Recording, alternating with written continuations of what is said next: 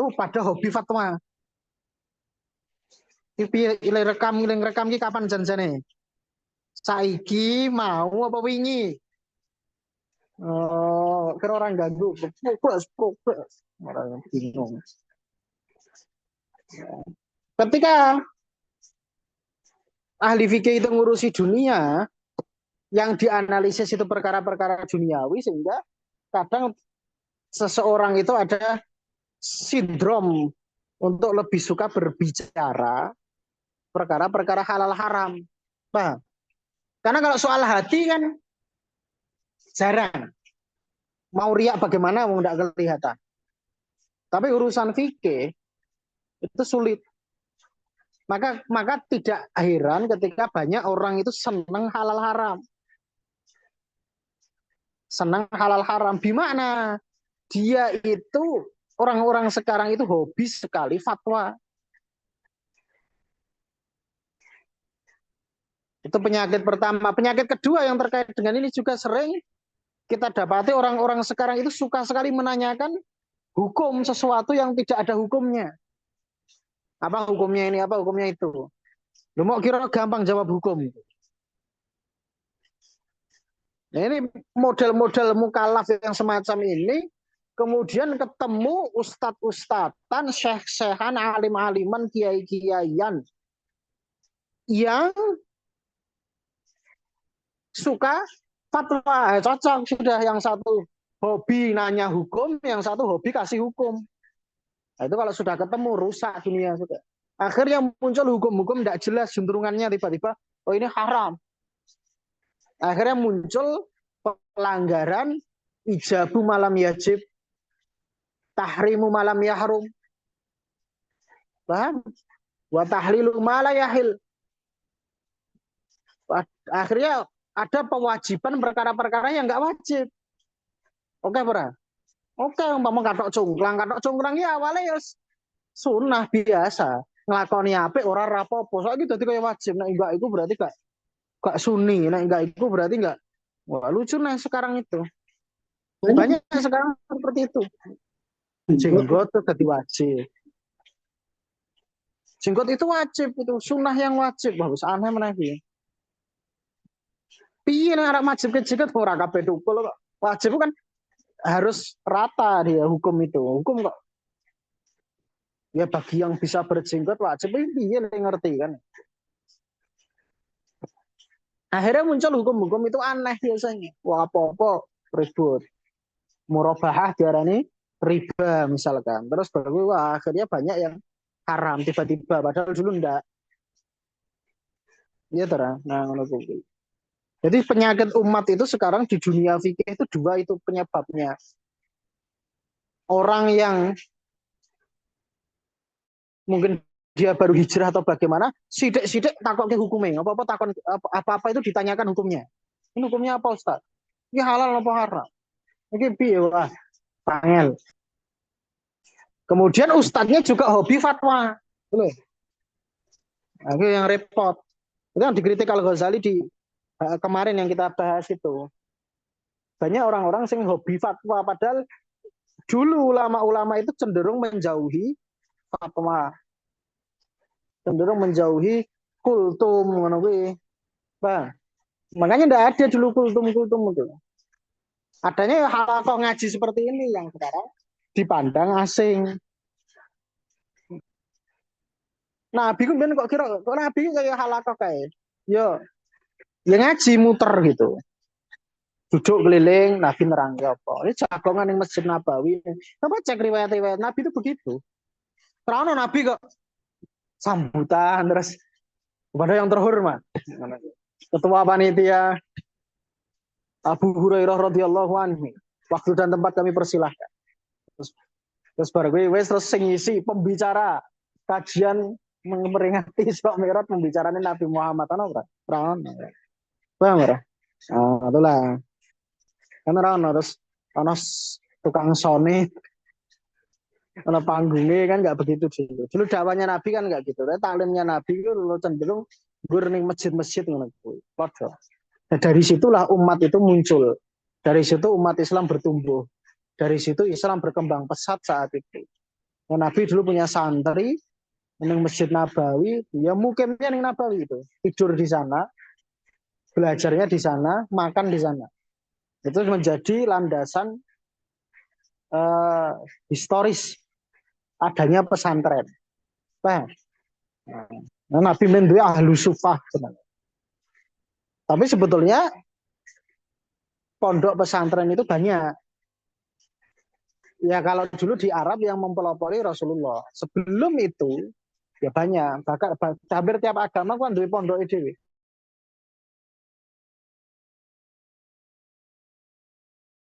Arah Magelang Kota itu ada pondok pondok pondok pendeta gitu. Apa jenenge tuh? Ru, Ru. Pondok Kristen ya apa jenenge? Tak jenenge Artos kok kene iki ngarane apa? Ono patunge pastor sapa gitu. Sak durunge Artos kiri jalan pokoknya kok tilik iku ono sekolah pastor. Ora salah ya. Jarine Romo-romo ngono lho. Nah, ya ora. PDT gelare.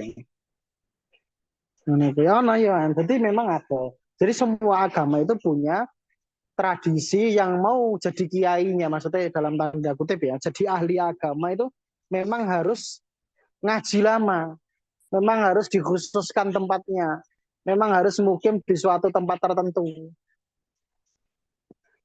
Bang, kuwi sing Kristen kan yang ngerti to, ilmiah Kristen itu ya rada awur-awuran saja.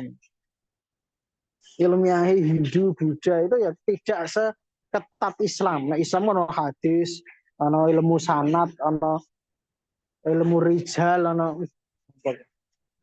ono tafsir, ono nahwu sorof, ono i'rab, ono balaghah, ono bayangkan saja, apalagi agama kita gitu loh. Makanya memang tidak bisa dibenarkan orang sing mondok ora ngerti-ngerti fatwa. Kecuali nek bapaknya kiai, gitu kan. Nek bapaknya ngalim ya nggak masalah kalau itu bapaknya ulama, it's okay lah. Mau anak kiai ono sing ra beres gitu. Ya, Gus ngono gitu. Gus Mumet. Kan oke. Ya begitu itu kira-kira. Sehingga agama-agama lain ini memang punya tradisi begitu. Prambanan itu dulu pondok. Kita temenan gitu. Prambanan itu dulu pondok Buddha. Ngerti? Itu Candi Bokol. Candi Bokol tekan candi sing botone abangnya apa ngaran? Ini candi abang ya. Sing botone spoiling kan biar kayak tumpuan. Nah, aku dia ngono kuwi sekolah Buddha itu. Sekolah biksu-biksu. Hah? Buddha. Terus dipateni Hindu, dan perang Hindu Buddha. Ya kan? Nah, percaya banyak jinku tukang ngapusin aku lebih percaya jin bang kowe. Tenan. Kali pinter-pinter aja, ahli sejarah. Nah, ini sekolah Buddha. Gundul-gundul mana gitu. Umrah, umrah Buddha maksudnya ter. Ke pondok Buddha ben terus tadi pondok modern kayak gitu. Makanya rada normal. Ya layak biar lemah pondok Buddha gitu wis.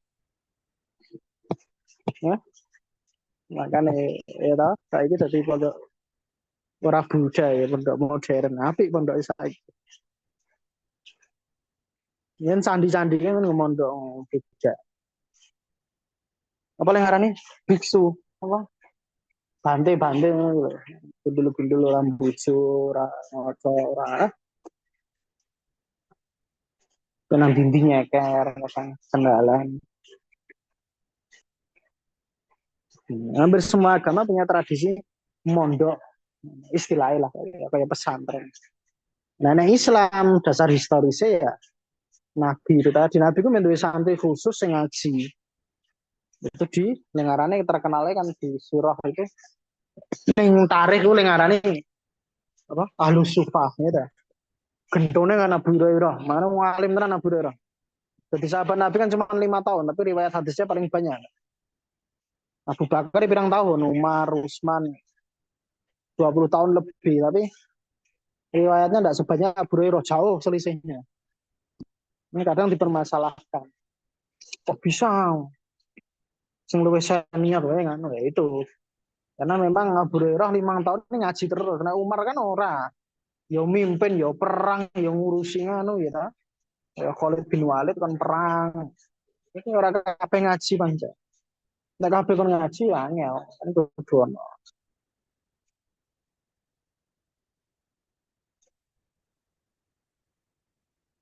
Jelas ini. Kan terus bener gak ahli fikih itu klaimnya Imam Ghazali ahli fikih itu cuma ngurusi ilmu dohir, ilmu dunia, ulama dunia, paham? Bukan ulama akhirat, ulama akhirat itu diurusi wong sufi-sufi sing mempelajari tentang kesombongan, kesabaran, hasad ngono-ngono kuwi. Ini sing dikarepke Ghazali. Nah memang di kitab ini ahli-ahli fikih itu dihabisi memang. Makanya di Indonesia itu banyak yang ngaji ihya itu biasanya mulai jilid 3. Biasanya mulai jilid pira? Jilid 3, jilid 4. Karena itu wis masalah hati kabeh. Sombong aja sombong ku ndak neraka. Terus jilid awal itu banyak kritik-kritik kepada ahli fikih di masa dia. Makanya ihya dulu dibakar, dulu pernah. Ketika ihya masuk Andalusia, ini konfliknya. Karena Al-Ghazali menilai ahli-ahli fikih itu hanya ulama duniawi. Nah, Andalusia saat itu kan kiblat fikih Maliki saat itu. Gitu, Tom. Sampai mantuk berarti aku bener di ACC. Jadi dulu tahun 503 atau 504 Hijriah, pokoknya 2-3 tahun sebelum Imam Ghazali meninggal. Imam Ghazali kan meninggal 505. Kita kira 502 itu Ihya itu dikirim ke Andalusia. Dibawa oleh beberapa tokoh ke sana. Karena famous toh ini kitabnya kan booming. Al-Ghazali itu namanya naik karena Ihya Ulumuddin. Ibnu Hisham naik karena Mughni Labibnya dia. Ibnu Katsir naik karena tafsirnya dia. Tobari naik karena tafsirnya dia. Yang diringkas itu. Yang sekarang beredar tuh. Iya terus. Gitu. Nah, berarti ngono kuwi masae. Berarti biar ngono ceritane. Nek kandhani ya. Jadi ketika Ihya sampai ke Andalusia dibaca awal-awal ini kan jilid pertama. Awal-awal harus ngeritik pedes kritiknya kepada para ahli fikih, akhirnya terus difatwakan untuk haram dibaca, terus dibakar. Nah, padahal salah paham. Memang memang faktanya ahli fikih itu sengaja otak-atik hukum nanti ada kasusnya. Sama sama Ghazali disampaikan alasan ya intinya kitab ini kan dari awal sampai akhir itu satu kesatuan meskipun terbagi 4, ya kan? Rubu ibadah, rubu adat, rubu apa? Muhlikat karo munjiat yang terakhir. Nah, ya bener kan? Nah, oh, cari contoh sih. Nah, gue terus itu kalau kamu pahami itu, saya pernah sampaikan dulu bahwa ya itu kan mencoba untuk menggabungkan sisi dohir dan batin agama ini. Karena saat populernya ahli-ahli fikih itu, agama itu seakan-akan hanya berdiri pada fikih-fikih saja, hanya halal haram saja. Padahal enggak, paham? Padahal Allah bilang kan, yaumala yanfa'u malun wala banun illa man atallaha biqalbin salim. Pada hari ketika harta, anak-anak, keluarga tidak ada manfaatnya, cuman yang bisa menolong kamu cuman kamu datang dengan Allah membawa hati yang bersih kan. Artinya kan agama ini kan dan Quran kan juga kalau ngeritik kan biasanya yang dikritik kan watak, sifat, karakter gitu. Otak, pikiran kan gitu apalah takilun. Ya. Paham? Ala innahum humus sufaha walakin la yashurun kan perkara-perkara hati semua itu. Ya terus. Jarang Quran itu ngeritik perkara dohir dan seterusnya. Nah, dari situ terus kemudian tergugah. Berarti agama ini tidak mungkin hanya punya dohir-dohir. Kalau dohir bisa diakali. Nah, kalau dohir bisa diakali, maka tidak cukup untuk fikih saja. Harus punya ketakwaan. Kalau enggak nanti hukumnya diotak-atik. Paham? Hukummu bisa diotak. Sudah gampang digoleki dalil carane. Wah, ora gue masalah itu ora ahli fikih masalah. Ahli fikih gue ngrasake. Ini bahaya tenan. Paham? Paham gak? Makanya butuh ketakwaan, butuh warok, butuh rasa hati-hati, butuh rasa takut, butuh butuh menata hati lah kemudian untuk terjun ke fikih. Kalau dia belajar fikih hatinya tidak ditata, akhirnya suka ngotak-atik hukum nanti. Paham? Sekarang misalkan contoh seperti kasus rokok misalkan. Sing rata-rata yang bilang tidak haram kan perokok. Gitu. Rata-rata. Ustadz-ustadz kiai-kiai sing tidak frontal, tidak terang-terangan. Atau bahkan memang tidak mengharamkan rokok sama sekali. Itu rata-rata perokok. Nah, itulah enaknya ahli fikih itu. Dia bisa menfatwakan apapun seenak dia, bisa membawakan dalil apapun seenak dia, sesuai dengan keinginan dia. Masalahnya dia nggak bertakwa kayak Hanan gitu. Hanan kadang ngono gitu. Nah, makanya masyhur pepatahnya atau mahfudote ahli-ahli fikih itu kan, fikih itu harus diimbangi dengan tasawuf. Tasawuf harus diimbangi dengan fikih. Orang berfikih saja tidak bertasawuf sama dengan fasik. Ngerti fasik? Hobi maksiat, tapi orang ngerti nanti maksiat. Maksudnya ditutup-tutupi kalau itu maksiat. Atau kemungkinan kedua, orang bertasawuf saja tapi tidak berfikih. Paham, Rabat? Tidak bertasawuf saja tapi orang berfikih. Akhirnya zindik. Akhirnya terus aku Allah. Saya tidak mau sholat. Sholat itu perkara hati, bukan perkara jasad. Saya terlihat duduk biasa, tapi aku sholat. Ngomong kayak ngono kuwi. Oh, Jumatan ning Mekah. Nah, itu kok biasanya korban-korban ngomong ngaji tasawuf. Ning ngarani ilmu hakikat, ilmu makrifat, ning orang ngaji syariat, orang ngaji fikih. Paham?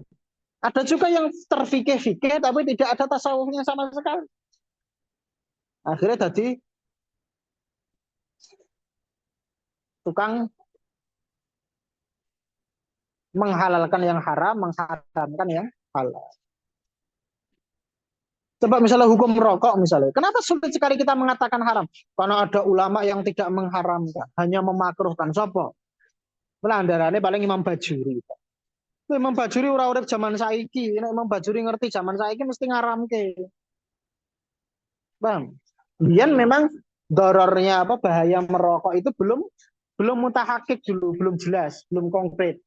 Tapi sekarang dari kesehatan bilang haram. Nah, lupa haram. Oh, dari kesehatan bilang bahaya. Dari pemerintah bilang bahaya. Sing gawe rokok yang muni nek bahaya. Kan ngono. Andai kata ulama-ulama yang mengatakan tidak haram hidup di masa sekarang, pasti tahu kalau rokok haram, mesti mereka akan fatwanya haram. Karena alasan mereka tidak mengharamkan rokok itu dorornya tidak lam yatahaqqaq, belum jelas, belum gamblang. Tapi sekarang sudah jelas keharamannya gitu loh ya. Dari segala sisi yang tahu rokok itu bilang itu haram. Ya, Bang. Terus ngerti-ngerti kowe dalil lho kiai-kiai ora apa-apa. Apa gunane mbako? Nah, kayak cara canun kayak ngono kuwi. Isen karo Gusti Allah. Gusti Allah gawe mbako nggo apa nek ora diwujud. Ya babi panganan cakne ngono. Babi gaweane Gusti Allah ya. Ora arep ngono, cara mikir ngendi? Ya dene wong pinter ya ning kan ya. Orang juk ngono bareng. Ya, akal-akalan apa. Mana model rokok ganjaran. Sak sesepan dikir. Gus kasus ini. Ya aku Gus sapa kae lah. Sak, sak hisapan Allah. Nang metu be. Ngono kuwi. Allah. Kuwi kiai ngendi sing ngajari kowe ngono kuwi? Kowe ngaji nang ndi? Sing murui kowe ngono kuwi kiai ngendi? Kiai kiai cap apa sing terus ngajari dikir kowe kita rekod ngendi ngono kuwi? Disedot Allah metu. Ngaji di mana? Aneh-aneh gue. Mbok sing normal-normal ngono angel.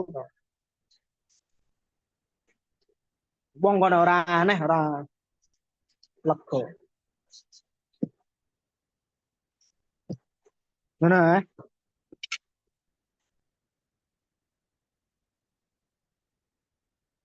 Nah, ya wis kaya ngono ki. Iki Gus iki ngaji nang ndi kok iso. Mau ngaji ku nang nang alih aku bener. Cetha lempeng e. Ngaji nang ndi, Tuan. Makanya banyak ahli fikih. Kiai-kiai itu kadang ngaji ihya itu jilid satu nggak diambah karena pedes. Dan itu tadi ihya dulu pernah dibakar secara massal di Andalusia, di Cordova. Itu perintah resmi dari khalifahnya saat itu.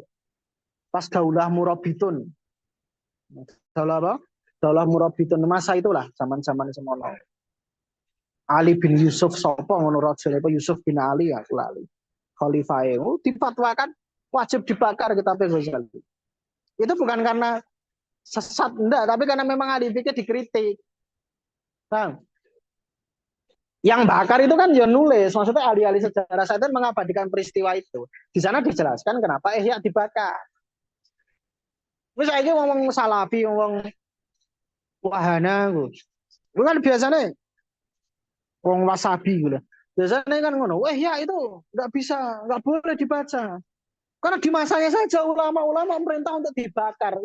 Itu sebetulnya manipulatif. Yang nyuruh bakar itu cuma yang Andalusia toh. Yang kenal Ghazali, yang hidup, yang ngaji sama dia itu ya nggak berani bilang begitu, enggak. Dia tahu maksudnya Ghazali apa. Nah kan di Andalusia kan nggak ketemu Ghazali deh. Dia gue buka-buka halaman pertama ke loro kan tekan halaman iki. Oh iki piye ngalifikah diunak-unak kayak ngene iki. Goblok-goblok iki piye. Sesat bang, terus dibakar.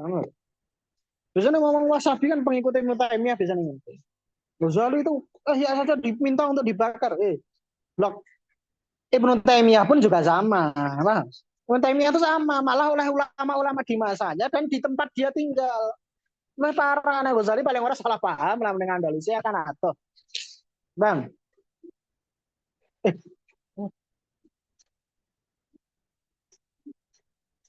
apa tas sopo? Sing endi? Gantung ya dia. Mana ya? Jadi waktu itu siapa tuh? Sing endi? Lu kemana? Intan. Kayak gini karo anake kan lho, Tan. Anake disusoni Intan. Sama itu Intan. Ini itu bika baduriyataha minasyaitonir rajim.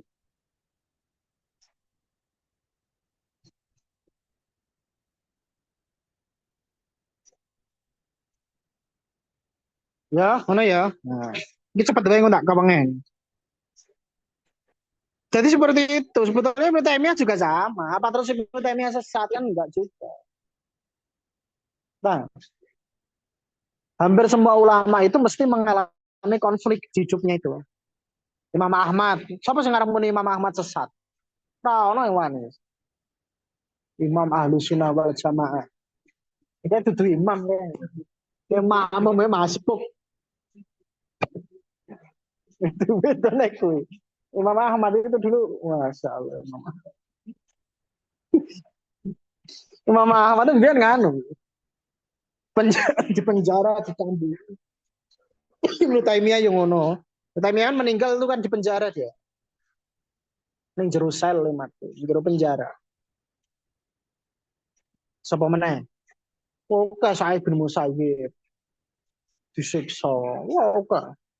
Salim, orang cuma salim. Imam Malik ya tahu, sekelas Imam Malik kan berwibawa, diwedeni wong. Itu aja pernah difitnah, terus dihukum. Imam Syafi'i ya tahu. Nah, Imam Syafi'i pintar politik deh. Jadi rada aman. Rata-rata begitu, nggak ada masalah. Ya, ini tak ceritamin. Fa'in kulta, jika kamu mengatakan, jika ada yang membantah saya, Hada ini istaqama laka fi ahkamil hudud wal jirahat wal gharamat. Ini apabila benar klaim kamu bahwa ahli fikih itu adalah ulama dunia, itu memang benar. Tapi hanya dari segi ahkamul hudud. Hukum-hukum terkait dengan had. Had itu apa?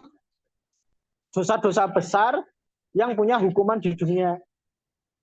Potong tangan untuk mencuri, cambuk untuk pezina, rajam untuk pezina yang sudah menikah. Tapi jenenge had.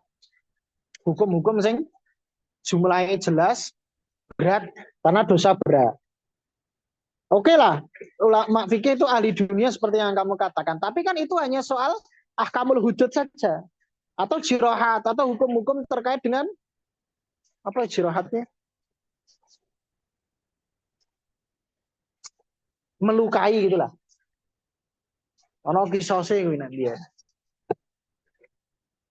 Nah, misalnya dia memukul anu terus engko ono hukume dhewe, hukum-hukum pidana dan seterusnya. Wal gharamat atau hukum-hukum yang mengikat lainnya yang berupa fisik yang kelihatan. Nah, gharamnya maksudnya hal-hal yang mengikat kayak utang piutang. Makanya orang terbelit hutang namanya kan gorim. Gitu. Goromat ya supaya perkara-perkara yang mengikat tanggung jawab mengikat seperti sewa menyewa, titip menitip, bang, atau akad-akad lainnya. Wa faslil khusumat atau untuk memisahkan orang-orang yang tengkar. Karena apa? Sengketa misalkan ya. Untuk memisahkan sengketa, memisahkan konflik, konflik antar partai, antar umat, antar apa misalkan. Ya oke. Tapi ini fala yastaqimu fima yastamilu alaihi rubul ibadat. Tapi kalau kita bicara rubul ibadat pertama, seperempat kitab Ihya tentang ibadat sholat minasyami wasolah dari puasa dan sholat. Wala fima yastamilu alaihi rubul adat, bahkan dalam perkara-perkara sing adat muamalah. Adat maksudnya apa? Seperempat kedua ya, tentang muamalah jual beli. Hukum-hukum adat lah, adat biasanya itu yang berlaku di pasar, bagaimana yang berlaku seterusnya. Fima yastamilu alaihi rubul adat minal muamalah, daripada bentuk berbagai bentuk muamalah, min bayanil halali wal haram, daripada dalam penjelasan halal dan haram. Maksudnya ini, itu mungkin iya fikih itu atas alasan-alasan yang sudah disebutkan Al-Ghazali yang kita bahas kemarin, itu sah, tapi hanya dalam perkara-perkara politik, perkara-perkara hukum-hukum had, potong tangan, rajam, dan lain-lain, atau goromat-goromat lain, atau hukum-hukum piutang, hukum-hukum ikatan yang mengikat yang lainnya, atau wafasil khusumat, atau menghentikan persengketaan, misalkan perselisihan, itu oke, masih masuk fikih ahli dunia. Ahli fikih itu ahli dunia dalam hal ini. Tapi bagaimana dengan sholat? Nah, bagaimana dengan muamalah dan lain-lain? Itu kan urusannya nggak duniawi, nggak terlalu duniawi amat. Kecuali muamalat ya, muamalat masih jelas keduniaannya. Tapi nak masalah poso karo sholat misalkan, kan orang iso, nggak fair. Fa'lam, maka pahamilah anna akraba ma yatakallamul faqih fihi minal a'malil lati hiya amalul akhirah salasa al-islam wa shalah wal halal wal haram. Pahamilah, ketahuilah bahwa hal yang paling dekat, paling mungkin, paling sering dibicarakan oleh seorang fakih, seorang ahli fikih, fihi dalam hal tersebut minal a'mali daripada apa? Amalan-amalan allati yang hiya amalul akhirati, yang mana dia amalan-amalan akhirat. Ahli fikih itu tidak lepas dari tiga kalau bicara urusan akhirat. Kalau tidak bicara keislaman, berarti bicara wassolatu sholat, atau bicara wal halal dan haram. Sudah itu. Ahli fikih itu ketika bicara akhirat, jelas ini, itu mesti nggak keluar dari tiga. Tidak keluar dari bicara tentang Islam, tidak keluar bicara dari sholat, tidak juga keluar bicara halal dan haram. Sudah itu, ya panjang bener. Ahli fikih nang dingin ayo ngono ki sing diomong itu. Nek enggak perkara sholat, perkara halal haram, ya perkara mlebu Islame sah ora. Wis ngono tok. Kan ya itu cuma tiga itu memang. Wa idza ta'amal tamuntahana daril faqih. Jika kamu memahami ta'amalannya, jika kamu merenungi muntahana daril faqih, ujung analisis ahli fikih, nadar ya Pak, analisa. Muntaha ini mentok.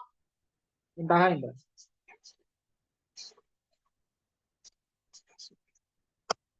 Kalau kamu membayangkan, kamu merenungi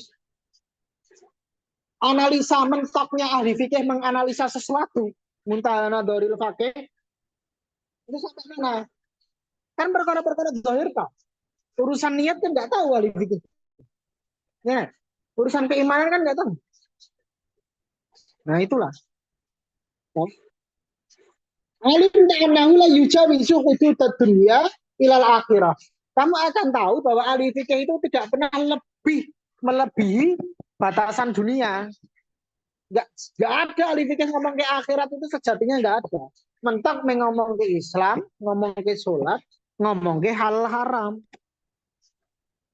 Nggak ada ahli fikih ngomong ke surga neraka ngono. Nggak ada ahli fikih ngomong ke urusan batin itu nggak ada. Maka ahli fikih alim ta'anahu la yujawizu hudud dunia ilal akhirah. Nggak mungkin seorang fakih itu melampaui batas dunia. Kemudian sampai kepada urusan akhirat nggak ada. Wa idza arafta hadza fi hadhi salasa. Jika kamu tahu dalam tiga perkara tadi itu ahli fikih mentok-mentoknya ya hanya perkara yang dohirnya kok. Misalnya mlebu Islam, itu senawani wis ngucap syahadat, ya wis rampung. Nah, mereka dalilnya mengumirtu an uqatilan nasa hatta yashhadu alla ilaha illallah. Paham? Fa in fa'alu dalika asamu minni dima'ahum wa amwalahum kan mereka. Aku diperintahkan untuk memerangi orang-orang kafir sampai mereka syahadat. Kalau sudah mereka mengucap syahadat, maka mereka hartanya haram disentuh, darahnya juga haram ditumpahkan, selesai. Nah, kan wis ngono kok. Misalnya anak mu'alaf, misalnya Deddy Corbuzier, misalnya mu'alaf ya. Terus Gus Miftah, terus sahabat. Kan banyak tanggapan. Pokoknya menggur cari popularitas, itu cuma untuk cari aman. Oh itu untuk politik, oh itu kita nggak tahu itu. Karena di fikih nggak bisa deteksi itu. Yang kita tahu sebagai analisis fikih ya, dia sudah mengucap syahadat, ya sudah rampung. Terus lebih Islam sah. Kan mana tahu? Berarti kan sama ketika ahli fikih bicara Islam, kan yang penting syahadat rampung. Berarti kan perkara dohir itu.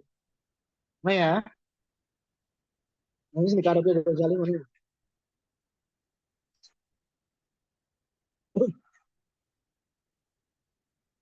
Bahwa fi ghairiha adhar. Maka selain pada tiga perkara ini lebih jelas bahwa ahli fikih, apa yang lebih jelas bahwa ahli fikih itu panjang bahas soal duniawi saja. Jelas ya? Maksudnya dalam perdagangan lebih lagi, gitu? Dalam perbankan lebih lagi, dalam politik lebih lagi, dalam fikih keamanan haji lebih lagi, sudah lebih duniawi sekali itu. Nah, jangankan kok itu, bahkan bicara Islam saja fikih ya mentoknya cuma sampai analisis yang dohir dok, batinnya nggak dicek kan loh. Jelas maksudnya agar jelas, luwih cetok. Amal Islamu, adapun dalam segi keislaman, katakan lamu al faqih, maka seorang fakih, seorang ahli fikih itu hanya berbicara fima yasihu minhu ama yafsudu. Hanya berbicara tentang apa yang sah dan apa yang tidak sah dalam Islamnya. Wa fi syurutihi, dan dalam kesyaratannya. Misalnya, kalau masuk Islam syaratnya harus mengucap syahadat, harus tahu maknanya. Sudah. Misalkan begitu. Ini masuk Islamnya sah atau enggak? Dia udah syahadat belum? Sudah. Saksinya berapa? Kok berapa? Saksinya siapa? Ini. Yang membimbing syahadat siapa? Islam enggak? Gak sing bimbing syahadat pendeta kan ya piye kan. Enggak boleh dicek sih. Sing salaman sing bimbing syahadat sapa? Ustadz ABC misalnya. Condro LC ya wis sah berarti. Kan Condro Islam. Wis rampung. Jelas. Saksinya siapa? Saksinya ini. Di mana? Di gedung ini, wes. Terus berarti Islam sah. Walaisa yaltafitu fihi illa lisan. Maka jika kamu perhatikan urusan ahli fikih dalam seseorang yang mau masuk Islam, dia tidak menengok, tidak meninjau iltafatah ya apa? Menengok. Iltafatah iltafit itu apa? Menengok. Dia tidak melihat, tidak menengok fihi dalam masalah keislaman itu illa lisan, kecuali hanya menengok kepada lisan saja. Sing didelokke gur cangkeme, nek cangkeme wis ngucap la ilaha illallah Muhammadur Rasulullah, wis muni asyhadu alla ilaha illallah wa asyhadu anna Muhammadar Rasulullah, selesai. Berarti dia masuk Islam. Berarti kan yang dianalisis ahli fikih kan bercangkem toh. Hanya lisan saja. Selebihnya kan tidak tahu. Paham? Wa amal qalbu, adapun urusan hati, fakharijun an wilayatil faqih. Paham ya? Maka itu bukan urusan fakih, maka dia keluar dari wilayah seorang fakih. Dalilnya apa? Bi asli Rasulillah, karena Nabi Shallallahu Alaihi Wasallam membiarkan Bi asli Rasulillah, karena Nabi Shallallahu Alaihi Wasallam meninggalkan arba basuyuf wasal tonah anhu, meninggalkan pasukan-pasukan pedang wasal tonah dan kekuasaan anhu, daripada orang yang karena sebab orang yang sudah mengucap syahadat. Hai suqala, dengan beliau Nabi mengatakan hal syakok ta'an qalbihi, tidakkah kamu belah dadanya, belah hatinya. Nabi ini bicara ini kapan? Filladzi qatala man takallama bi kalimatil Islam mu'tadiran bi annahu qala dzalika min khaufi saif. Ketika ada orang yang mengatakan la ilaha illallah, kemudian dia bunuh itu orang yang mengatakan la ilaha illallah. Kono ceritanya iki. Alasannya apa? Dia mengatakan itu hanya karena takut pedang. Nah, jadi mbiyen ana sahabat Usamah bin Zaid perang. Nah, ya banyak riwayat tentang Usamah bin Zaid, tapi yang terkenal biasa Usamah bin Zaid. Usamah bin Zaid itu kan anak angkatnya Nabi. Anak kesayangannya Nabi lah, anak angkatnya Nabi, anak emasnya Nabi. Usamah bin Zaid ikut perang. Nah, terus ketemu orang Yahudi, apa wong kafir ngono kuwi diacungi pedang, cereng. Pedang sudah di depan muka orang tersebut. Kemudian orang tersebut ngomong asyhadu alla ilaha illallah wa anna Muhammadan Rasulullah. Sama bin Zaid kan mangkel. Nah, terus dipateni, jret. Terus dia ora kepenak rasane. Rasanya itu enggak enak. Iya ya aku mau. Dia mateni, akhirnya terus ditakokke ning Nabi. Paham? Akhirnya Nabi marah. Sampai Usamah bin Zaid itu ngomong, rasanya ini kayak aku ini murtad. Usamah bin Zaid ngomong, saya dicuekin Nabi, Nabi marah betul, marah besar sama saya, hingga saya itu merasakan saya itu sudah serah diakui umatnya meneh. Karena kesalahan dia mateni wong sing wis ngucap la ilaha illallah. Mu'tadiran, dia mencari-cari alasannya bi annahu qala dzalika min khaufis saif. Dia orang itu mengatakan la ilaha illallah itu hanya karena takut pedang. Jelas? Jelas terang. Tapi Nabi nyatanya marah. Nah, terus Nabi ngomong Usamah bin Zaid halas syakoktaan qalbi. Nah, riwayat Bukhari Muslim, riwayat yang terakhir, afala syakoktaan qalbi. Afala syakokta ala qalbi. Apa kamu sudah belah dadanya? Kamu sudah belah dadanya. Hatta ta'lama hal qalaha muta'abidan amla. Sampai kamu tahu dia itu mencari itu, mengatakan itu hanya karena takut mati atau tidak. Kamu belah dadanya. Kok ngerti nak? Lah maksudnya. Kan dia lapor, ya Rasul saya tadi ku mateni wong, dia wis ngucap syahadat. Tapi saya yakin kalau dia ngucap itu karena takut tak pateni. Dia tak pateni sisan. Dari Nabi kamu sudah belah dadanya. Sama bin Zaid bingung. Nah kalaupun saya berbelah dadanya, fa in syaqaqtu an qalbihi hal yu'limunil qalbu Allah. Halil qalbu illa mudghatun minal jasad. Hati itu kan cuma hati, benda. Andai kata orang itu tak belah dadanya, tak lihat hatinya, hati kan cuma seonggok daging toh. Hanya segumpal darah lah, maksudnya segumpal. Bang, Hanya mudghotun minal jasad. Jadi menggur segumpal sesuatu gumpalan yang ada di jasad orang itu.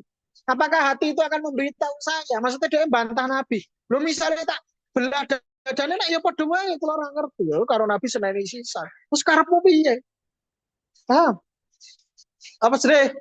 Fala qalbuhu yu'allimuka wala qauluhu sadaqta. Kamu piye wong kowe iki aneh. Kalaupun kamu belah ya hatinya tidaklah hati itu ngajari kamu. Maksudnya hati itu tidak bisa memberitahu kamu, tapi dia ngucapke kowe ora percaya terus piye karepe maksudnya? Paham enggak? Oh, mateni penak men. Lho niku nganu. Niku ngomong ngono kuwi kok wedi mergo kita baca.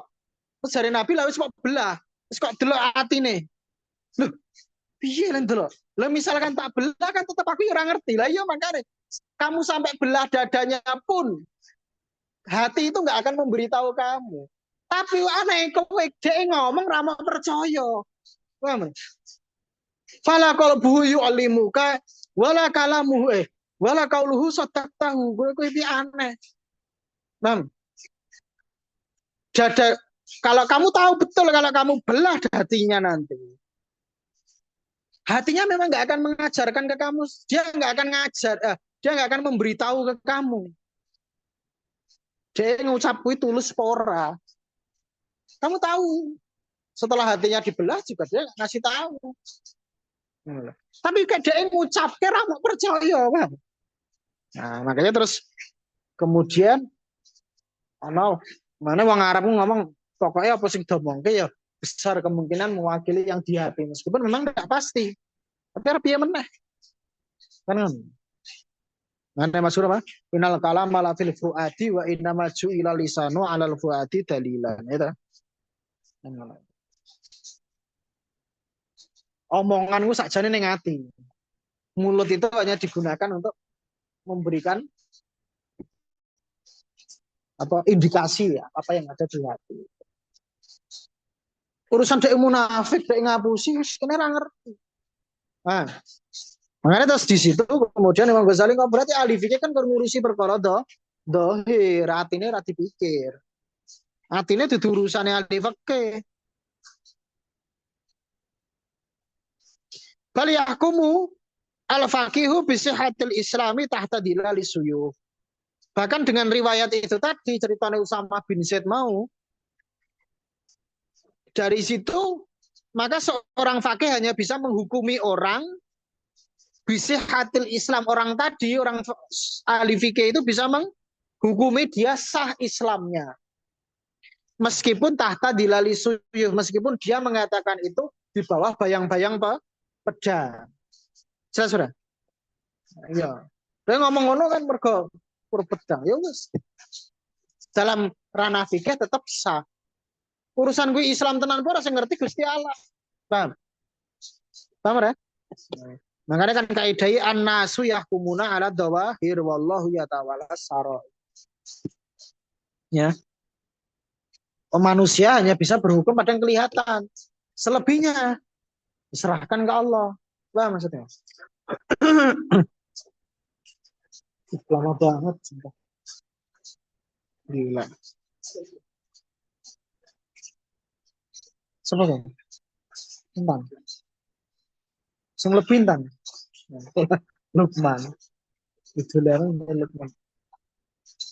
Memang jelek semua kan? Itu apa? Lagi Pak. Lagi. Cara gue lagi siapa? Kelingan di saya tekan lipat. Kok orang belum merokok dia mak. Lo hitam manis sih.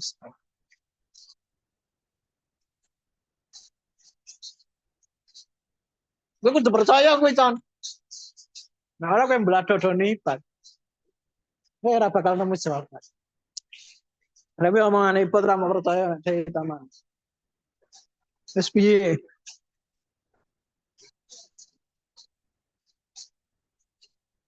Terus ipat yang Mesir diremedi.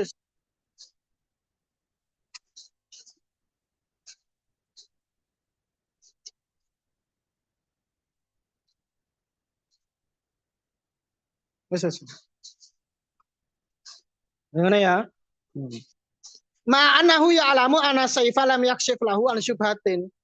Meskipun seorang ahli fikih itu juga tahu, Jas, meskipun ahli fikih itu juga tahu bahwa pedang itu tidak akan menghilangkan syubhat yang ada di hati orang tersebut.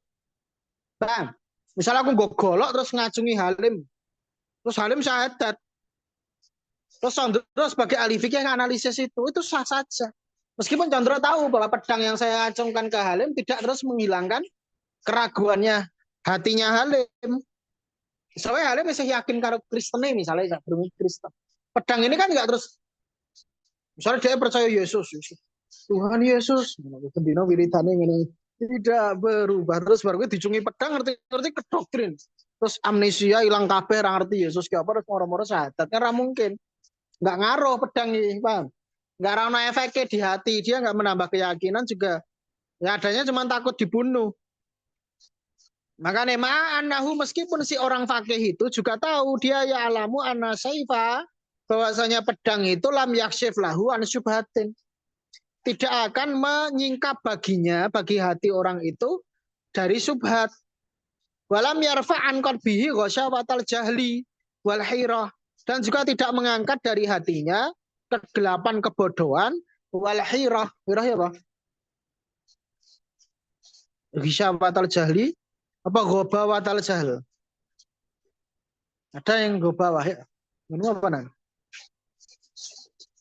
Di bawah apa gisawah? Gisawah. Ana sing ghabawah. Karena neng ithafu kita neng syarah ya itu ghabawah. Ghabawah gelap juga, kebodohan bodoh. Gobi ya. Nanti gobi. Apa? Gobi. Oh, tolol. Bodoh kan mesti tolol. Jahil gue nggak ngerti. Bang, jahil gue ketidaktahuan tuh jahil. Nek gobi gue lolo kok. Kamu ucap pun gobi. Beda ya gobi kan. Walahirah dan kebingungan, keraguannya dia. Hirah kebingungan. Paham? Mana heran, orang Jawa mana heran itu bahasa Arab. Sekali heran. Heran ya, Pak. Wong bingung. Mana aku heran. Aku sakit kok istilah. Walakin nahu musyirun ala sahibi saif. Pedang itu nggak ngapa-ngapain, kan gitu. Dia nggak menghilangkan syubhat, nggak tambah yakin, nggak terus memberi petunjuk ya ora. Walakin nahu musyirun ala sahibi saif, yang ada pedang itu, akan tetapi pedang itu hanya menunjukkan adanya orang yang mengacungkan pedang. Bang, sahibu saif wong sing ngacungke pedange. Fa'ina saifa mumtadun ila raqabatihi. Pokoknya intinya pedang itu terbentang mumtadun apa? Mumtadun apa? Kejereng. Pokoknya pedang itu wes terbentang sampai lehernya dia. Wal yadu mumtadatun ila malihi, dan tangan sahibu saif pemilik pedang itu sudah mengarah terbentang kepada hartanya. Intinya pedang ini bunuh dia, tangannya jiko hartamu. Wes ngurku itu pedang lo. Dia cuma menunjukkan itu intinya kan gitu. Wahadhil kalimatu bil lisani ta'simu raqabatahu amala. Dan kalimat ini yang hanya diucapkan dengan lisan saat itu juga menjaga apa? Menjaga leher orang itu dan menjaga hartanya. Madamat lahu raqabatun wa malun. Selamanya, selama dia punya leher dan punya harta, maka leher dia dan harta dia selamanya juga akan dijaga oleh kalimat itu dari pedang tersebut. Paham? Wadzalika fid dunya, dan itu semua di dunia. Walidzalika qala sallallahu alaihi wasallam, dan dengan demikian karena dia punya leher dan harta kan di dunia nanti nang akhirat kan wis duwe gulu. Bentuknya kan wis ora ngene iki. Yo ngene iki bentuknya, maksudnya gulu sing iki kan lebih gulu sing nang akhirat sesuk. Di akhirat itu nanti kita bentuknya kan ya kayak wong, ora ana widele.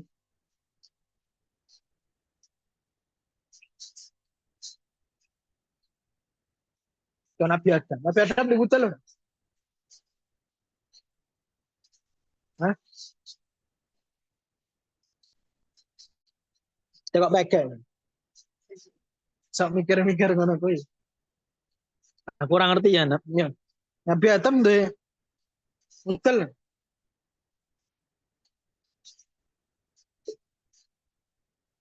Suwe tenan. Edan ning sing madamat lahu rokobatan wa malun. Selama dia punya leher dia akan keluar dari kamar mandi.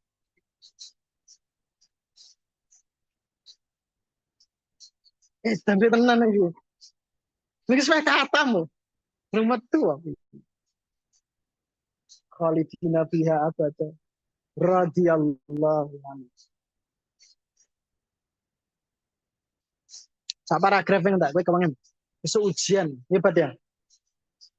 Sinau dong, Pak. Mulai warah halim. Belajar kelompok. Kelompok sesat. Walidzalika qala sallallahu alaihi wasallam, maka dengan demikian Nabi bersabda, umirtu an uqatilan nas hatta yaqulu la ilaha illallah. Aku diperintahkan untuk memerangi manusia. Batasannya sampai kapan? Maksudnya orang-orang kafir yang memerangi kita juga boleh kita perangi sampai mereka mengatakan la ilaha illallah, terus baru iki kowe mbabati wong, Bang. Maksudnya kafir harbi dong. Nek kafir dimi ya ora kleru, ora kleru. Kleru nek diperangi. Kafir dimi ya bayar pajak. Terus baru iki mlebu gereja bawa peso. Allah. Faidah kaluha, dan apabila mereka mengatakannya, fakot asomu minni dima'ahum wa amwa lahum, maka sungguh mereka telah melindungi dariku, maksudnya dari kekuatanku, dari pedangku, dima'ahum wa amwalahum, darah-darah mereka dan harta benda mereka. Mambo tahu nembe metu terus kena udan ini lho. Paham ya? Ja'ala athara dzalika fitami wal mal. Nabi menjadikan pengaruh atau apa ya? Dampak dari mengatakan la ilaha illallah itu dampaknya ada di darah dan harta. Akhirnya terus dilindungi. Wa amal akhirah, adapun akhirat, fala tanfa'u fihal aqwal, maka omongan-omongan itu tidak ada manfaatnya di urusan akhirat, Pak. Karena alasan apa ning Gusti Allah ra iso. Jelas, Gusti Allah langsung ngerti atimu, paham? Paham? Wa husila ma fis sudur. Sing ning dodo ditokke kabeh karo pangeran iso. Saiki kan do alasan ra apa-apa, ini kan hisabku sesuk beda-beda. Saiki ngapunten mau sakit ngaji. Udan. Apa motone kelilipan helm. Sing siji wong ngeterke ibu piknik no. Saterusan malah razum saterusan. Iya tak saterusan. Karena wong kehalasane ora ngapunten saya mboten saged dimasakno malah ora dipanggil. Dan yang dunia kan bisa, tapi yang akhirat kan nggak bisa. Manusia akan menjadi saksi atas diri mereka sendiri. Bang. Kalau yang al-qiyamah ya, Pak.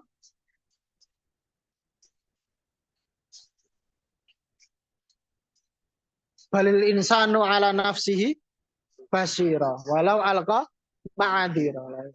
Sebetulnya manusia itu basiro, dia paham betul dirinya gitu ya. Kadang kan kalau kadang kita harus membohongi diri kita sendiri. Walau alqa ma'adira, meskipun dia menyampaikan beribu-ribu maaf, beribu alasan. Ma'adira itu jamak sekali. Ma'adira apa ma'adira? Ma'adirotan, ya sorry. Walaupun dia mengucap beribu beribu alasan. Ngapunten Ustaz, saya tidak bisa ngaji karena ini, saya tidak bisa ngaji karena itu. Ngapunten kula ngeten, kula ngene. Oleh. Ning donya oleh-oleh wae. Nah, karena kita hanya bisa menganalisis fikihnya. Ngapun saya pacaran itu cuman untuk penyemangat belajar. Oh, nah, cara wong kafir-kafir. Untuk penyemangat belajar. Karena mau apa? Arek lulus kayak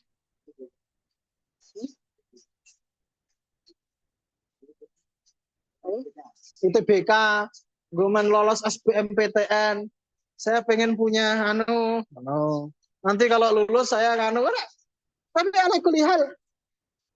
Balil insanu ala nafsihi basiratun walau alqa ma'adira. Pokoknya sak isko karepmu lah, kowe arep muni piye, pokoknya wis ngerti kowe dhewe kepiye. Karek sesuk hisabmu kan ra karo aku ya. Aku kan sesuk ya dihisab. Kamare dhewe-dhewe. Wong tuamu sesuk dihisab, wong tua saya kan kaya-kayaan. Anak saya mau saya arahkan untuk sukses supaya pada akhirnya nanti tetap ya likul imri'in minhum yauma idzin sa'nun. Yo gini mesti ngono yauma yafirul mar'u min akhi. Masmu wis ra iso mbela kowe. Dadi masih ucup ku sesuk ra iso. Ucup ya ra iso mbelani masih kaya nek tak salahke ngono ki lho. Oh, ini kah abang saya soalnya ora iso ning akhirat iso. Urusannya dewe-dewe. Wong tua yang ngono kadang wong tua gitu. Anak saya tuh maunya saya arahkan. Ora iso ora ngarah, ora bakal tanggung jawab karo anak. Tenan. Makanya beda hubungan akhirat atau hubungan duniawi itu beda. Hubungan orang tua ke akhirat atau duniawi. Awalnya kan duniawi so. Ya kan? Terus nanti berdampak pada ukhrawi. Birrul walidain tapi tetap ono pasale pokoknya wa in jahadaka ala an tusyrika bihi ma laisa laka bi ilmun fala tuti'huma wa sahibhuma fid dunya ma'rufan kan ngono. Nek wong tuamu ngajari kowe syirik, menyekutukan Allah, ngajari kowe ra ngaji, ngajari kowe umpamane ra rasa sinau agama dhek engko ndak ngene engko ndak ngono. Engko uripmu piye? Kuliah nang ndi kowe ngono kuwi ta? Ah, ora ono gunane. Nah, akhirnya orang tua itu sebisa mungkin bagaimana caranya hubungan dia dengan anaknya itu til jannah, ya. Cara wong motivator. Piye carane tekan swarga.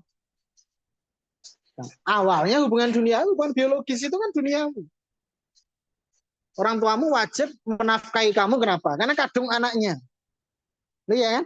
Kadung anaknya. Coba misalnya kowe dudu anake wong tuamu, kowe kira-kira wong tuamu ngenai duit ke ora? Paham ora?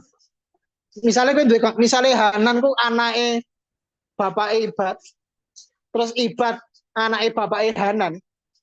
Kan beda cerita. Iya enggak? Berarti kan Ibad tuh dinafkahi wong tuane kan pergo. Mangkane kiai kudu dihormati mergo kiai ku anak sapa-sapa dianake dhek, paham ora? Oleh apa kiai pemene kiai mbiyen? Oleh apa? Ngomong ngaji, ngulang kunci swarga. Miftahul jannah la ilaha illallah. Ngulang kunci swarga. Tapi kan oleh apa-apa. Kowe guru ngajimu mbiyen coba, aja aku. Aku ora tak ikhlas sing kiai-kiai mbiyen. Kok delok. Oh, apa paling mentok TPQ ben paling canggih ku ana papan tulise. Kuwi nganggo kapur to. Kapur cuwilik kan diplastiki biyen zamanku ngaji dhisik. Cilik diplastiki duwet-wet pokoke wis pirang pertemuan wis cilik banget kae. Terus ngono bocahe do salto, do dolanan Hot Wheels, do setinan ning musola, dolanan kentongan, sorong-sorongan gerobak. Plosotan ning tangga masjid gondulan ngene terus serusut ngono kuwi. Wes ngono wong tuane ra ngamplopi bisa. Cuma kan wajar nek kiai itu dikeramati kan biar hati-hati. Kiai kan dihormati. Kiai itu kan ning Jawa ku semua yang dihormati kan kiai. Keris ngono kiai. Keris kiai Naga Sasra Sabu Inten. Ning Solo kan pada kebo kiai selamat. Nah, ning Solo kebo kiai selamat. Mereka dihormati. Al jamusul muhtaram ngono kuwi. Kebo kiai selamat. Terus yo kan mana usah itu doang ngerongkok, ustad mau itu cangkeman nih.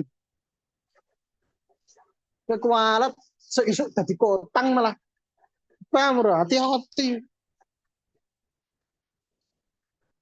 Kadang ngono aku kadang ketemu wali santri ku. Saya orang tuanya Ustaz. Saya yang berhak mengarahkan anakku watak das sisa. Ya kowe ngopeni kan mergo anakmu. Lah aku sapa? Oh, mangsane bayare pembina MBS 2 miliar. Wah, anak kaya bajing sing ngono melompat-lompat orang itu moro-moro saya itu pengen anak saya. Yo mulang-mulangan dhewe. Mulangan dhewe. Men tahu aku diprotes. Ibune sapa? Kancane Hanan. Kok anak saya gini? Ora gelem sak foto keluarga jare ora oleh Rosa Sukoco. Yo nek jenengan pokoke nek jenengan ngrasa oleh ngalim timbang kula gawenan pondok, anakmu pulangan dhewe. Pas pondok iki kene. Tak seneni sisa mikir karo ora. Kuwi gua tanggung jawab anak siji tok ae petentengan lho. Kene anak cah 250.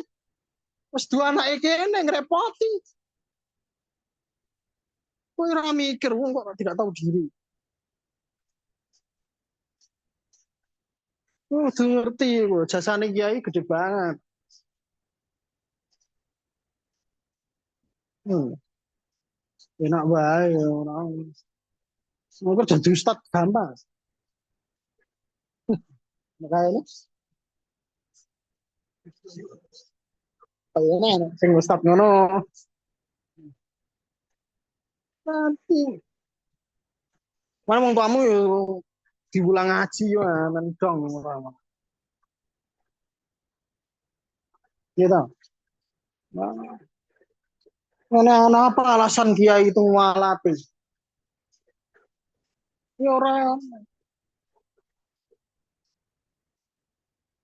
makanya sebetulnya memang tanggung jawab pendidikan anak itu ya orang tua. Itu aku. Bang, umpama kowe murtad itu sing dosa kan orang tua. Nah, kudune itu orang tua itu sangat berterima kasih dengan para kiai, berguru agama, ustadz apapun lah nyebutnya. Syekh, ya kan? Diarani Maulana, diarani Habib, karepmu lah sing penting itu kudu matur nuwun. Karena dia sudah meringankan tanggung jawab akhirat Anda sebagai orang tua gitu loh. Paham, Bang? Karena sini kan tanggung jawab halim ini sih urusannya orang tua. Bang, intinya Allah nitipkan anak halim lahir dalam keadaan polos. Ya, kadang nggak tahu apa-apa. Mamin mauludin illa yuladu ala fitrahan. Dia lahir dalam keadaan yes fitrahe wong nangis, ora ngerti apa-apa. Babawahu yuhawidanihi ayunasiranihi ayumajisa. Maka kedua orang tuanya itu yang membuat anak itu jadi Nasrani. Oh, anak sing jadi Yahudi, nah jadi Majusi, urusannya wong tuane. Kan Nabi ngono. Jadi istilah rana, jadi wong tuamu nyekolahke kowe iki rada dosa sakjane karena kudune diulang dhewe pancen. Pulang batang nanti apal Quran pulang dhewe. Tapi kan saya bukan ya ternyata wong tuane ora kiai. Wong tuanya bukan ustad. Akhirnya terus dipondokke sekolah ke agama, tebokke TPQ ngono lho. Konsepnya kan ngono. Oh ngerti-ngerti mlebu pondok petentengan. Tak susah ya. Saya nih MAG, ben tahu. Ini adik saya omnya ini lulusan Madinah. Terus mau jalur adu mekanik. Saya itu dulu mondok di Ngeruki, Pak. Tidak pernah ada pemukulan ngapusi nek Ngeruki ra ngantem.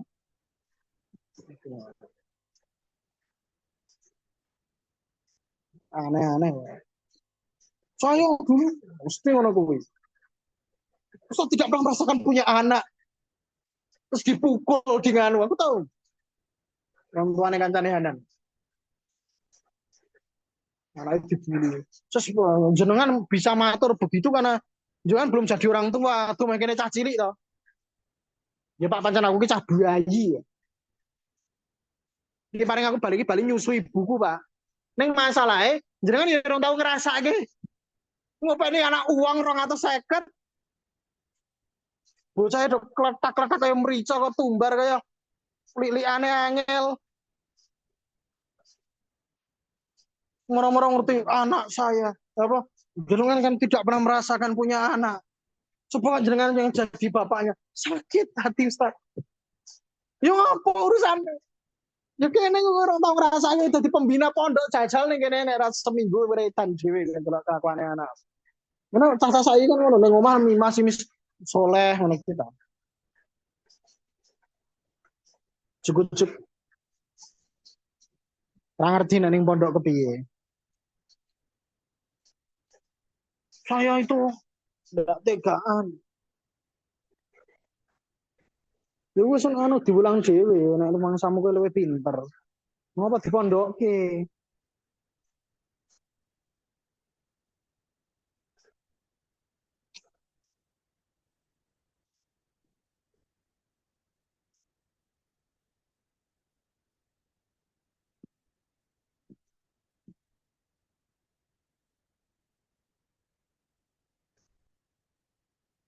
Ngono lho. Wa amal akhiratu fala tanfa'u fiha al-aqwal bal anwarul qulubi wa asraruha wa ikhlasuha. Kan tetapi yang bermanfaat di akhirat nanti itu adalah cahaya-cahaya yang memancar dari hati. Wa asraruha dan rahasia-rahasia hati yang dia sembunyikan selama dia hidup antara dia dengan Allah. Paham? Jadi kowe urip kudu duwe asrar. Asrar ki rahasia. Rahasia hati seorang hamba dengan Tuhan itu ada suatu amalan yang kamu sembunyikan. Wong-wong ora ngerti. Dan misalnya kowe ben dina apa duwe amalan apa. Misalnya kowe ngapal fi Quran.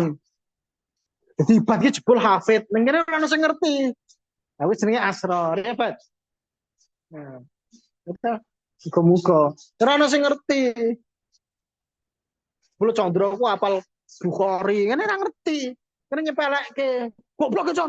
Jebule deh apal Bukhari, apal Muslim, apal Abu Dawud, Tirmidzi, Nasai, Ibnu Majah, ora ngerti. Kula apal Muwatta. Aku jenenge sir. Wis ngerti kur bainaka wa bainallah antara kamu dan Allah saja. Harus ada ditutupi. Jebul nanti orang menyangka kamu gimana. Ora apa-apa, ora masalah kan uang. Itu nanti jadi nilai tersendiri. Kamu menghadap Allah, ya Allah, saya pernah punya amalan begini dan tidak ada yang tahu selain jenengan dan saya. Bahkan orang-orang menuduh saya sebaliknya. Sebaliknya itu goblok. Hafid atau setor. Ada kan? Padahal dia hafid. Apal qiraat asyrah wah macam-macam. Semua ngerti nih. Ustaznya ngerti dia bodoh. Itu dengan akhirat jadi nilai tersendiri. Paham? Itu rahasia begitu terus infak terus hamba Allah. Lucu sah. Ngono temennya. Gila ya mana nih? Jadi nambah suruh mana Ustaz? Tuku Indomie. Terus dipakai tengah kamar kan? Karena harganya bingung tuan kayak ini. Punya siapa? Hamba Allah. Jangan ngerti hamba Yesus. Makan saja punya hamba Allah. Orang ngono sir ki orang ngono ki tolol sir. Ngomong wae suka aku biasa. Hamba Allah. Ya Pak ya. Pat, iya Pat. Kamu bareng-bareng lah tolere ini. Engko lerana bareng ora? Masa iki dipantau loh. Tidak ingin ada sesuatu yang terjadi padanya. Saya ora ketok lho nek wengi. Sampluk dah. Ngantuk. Wes ngono ya.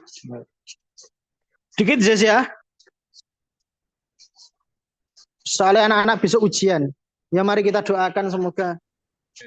Ojo kok amin nih, aku ramung nih dongo nek. Bu tak tungane semoga bijine elek piye. Ojo kesusu ngamin itu lah. Wes terus kese. Takol lagi nang dungane. Wa ikhlasuha dan ikhlasnya hati itu, bersihnya hati itu. Walaisa dzalika min fanil fikhi dan itu bukan termasuk ranah koridor ilmu fikih. Wa in khadal faqihu fihi meskipun ada fikih ada orang ahli fikih yang kemudian masuk ke ranah itu karena kama lau khadha fi fil kalami awit tibbi wa kana kharijan an. Maka seperti halnya ketika seorang ahli fikih berbicara tentang kedokteran, tentang ilmu akidah, ilmu teologi, itu tetap karena kharijan an fanihi. Dia sedang keluar mana? Sedang keluar dari bidangnya dia, tapi bukan berarti dia terus ahli ilmu hati, tidak juga dia ahli kedokteran gitu loh ya. Karena kadang ustadz-ustadz kan nerang ke sholat, nanti dengan kesehatan. Ini takbir yang kenceng supaya otot dadanya keteluh iki ustadz kok tukang pijet lah. Mana era ustadz yang kajian itu herbal, tibun nabawi kayak kabeh herbal itu pengobatan nabawi, wes terus. Batu sauda nih, ujung-ujungnya coba ustadz atau tukang obat. Karena bakal obat dari ustadz. Sebaliknya justru biasanya sing kiai tenan, sing fakih tenan, itu biasanya kalau bicara begitu ya sedikit-sedikit saja. Yang bicara itu, yang dibicarakan itu hukumnya, bukan kesehatannya, Paham? Kan kadang, ya hukumnya, kayak ngulang nih masyarakat misalkan. Ya sholat itu wajib, rukun sholatnya ini, sunah-sunahnya ini, sudah. Kalau gini batal, kalau ini sujud sahwi, ini wes. Rasa terus, ketika kita bersujud, oksigen ini mengalir.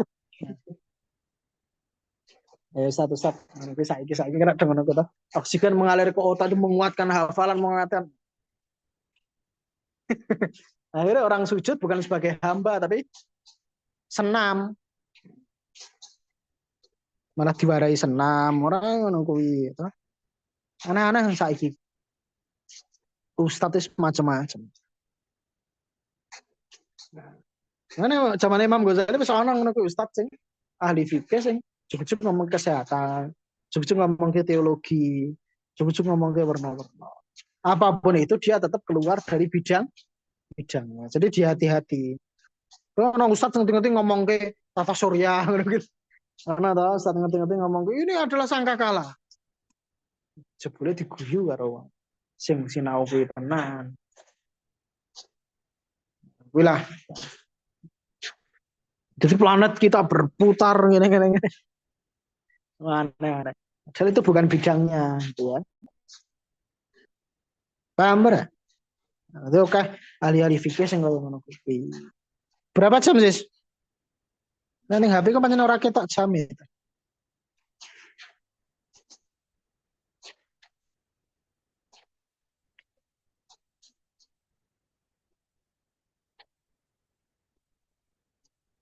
Hah? Hah?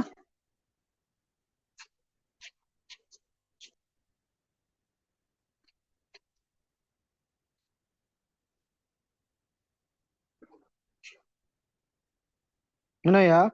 Wis rambung. Enggak kawangan balinya mau ada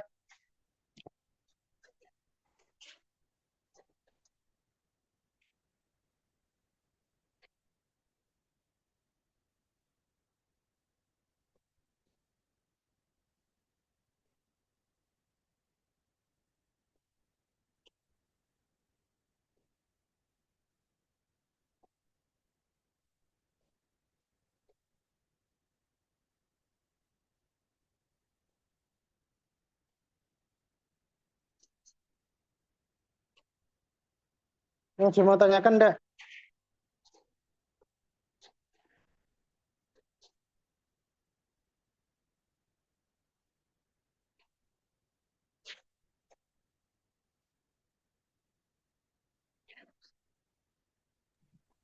Satu jam seperempat Ustaz. Satu jam seperempat. Atau jam seperempat ya, wis nggak apa-apa. Iki ya kas yang ra hadir. Nah, kejuyan kene bengok-bengok kene udan. Masan kene menang udane menang. Maksudnya apa?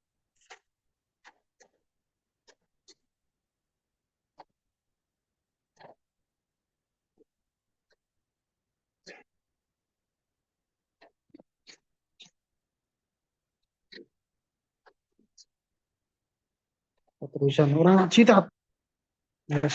Anak terakhir saya kata ya. Oke, lihat itu. Saya cita. Pun kalau TF yang BSI lah sekedip. Ya, ini namanya kutu kodok. Rampung saya. Biar mau tekan orang.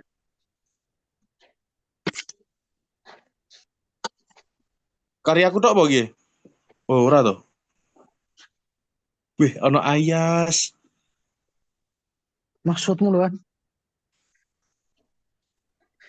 Ini waktu dan tempat kami persilahkan.